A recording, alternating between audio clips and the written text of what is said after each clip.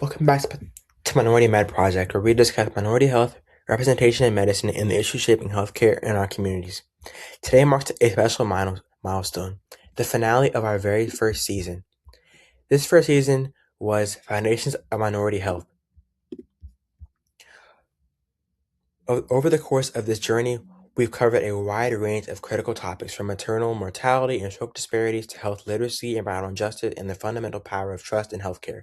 Today, we're bringing it all together to look at the ultimate goal behind every single episode: how we build healthier, more equitable communities for generations to come.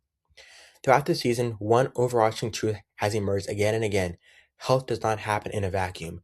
A person's well being isn't solely determined by their genetics, or their personal choices. It is shaped by the air they breathe, the neighborhood they live in, their access to nutritious food, the clear communication of their doctor, and the historical context that influence how they experience the medical system, and genetics as well. When we look back at what we've explored, a clear roadmap for real change begins to take place across three core pillars. First, equity. Through environmental and structural change, whether we are addressing childhood obesity, asthma, or diabetes, true prevention requires transforming everyday environments. That means fighting for clean air regulation, converting food desert into areas rich in fresh markets, and building safe spaces for families to live, work, and play. Second, representation and trust. As we discussed when exploring maternal care and primary medicine, diversity in healthcare saves lives. Increasing the number of Black, Hispanic, and Indigenous physicians, nurses, and researchers ensures that care is empathetic, culturally competent, and grounded in trust. When patients see providers who understand their lived experiences, health outcomes measurably improve. Third, empowerment through knowledge. Health literacy and primary care are the tools that allow individuals to take control of their own health journey by asking questions, scheduling annual checkups, and understanding the differences between reactive healthcare and proactive public health. Communities become their own strongest advocates. Looking ahead to season two, we're going to dive deeper into the actionable strategies and emerging innovations that are transforming minority health.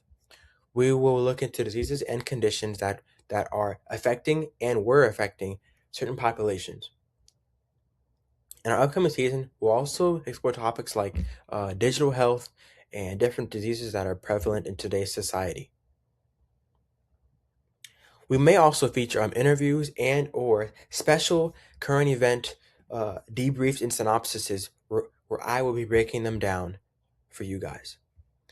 Building healthier communities requires all of us, patients, providers, advocates, and policymakers working together with a shared purpose.